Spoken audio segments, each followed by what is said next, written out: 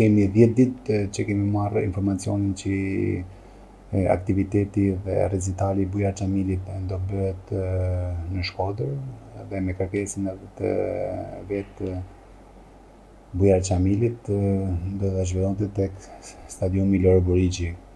Me të marrë njoftimin, ne kemi lajmëruar përgjegjësin e stadiumit e kemi vënë ndjeni për këtë aktivitet dhe sipas bisedës me përgjegjësin e stadiumit, u njoftua që nuk kishte asnjë aktivitet sportiv të klubit sportiv Vllaznia.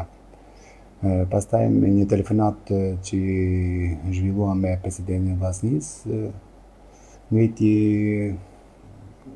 pyetjet pse do bëhet ky aktivitet dhe ne thamë që garantojmë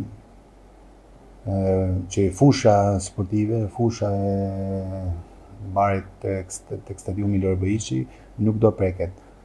Kjo ishte edhe pika kryesore për ne që t'ja japim këtë recital dhe Bujar Xhamilit në stadium sepse është ajo pjesë e Shkodrës edhe Vllaznisë, është një tifoz i zjarrt i Vllaznisë.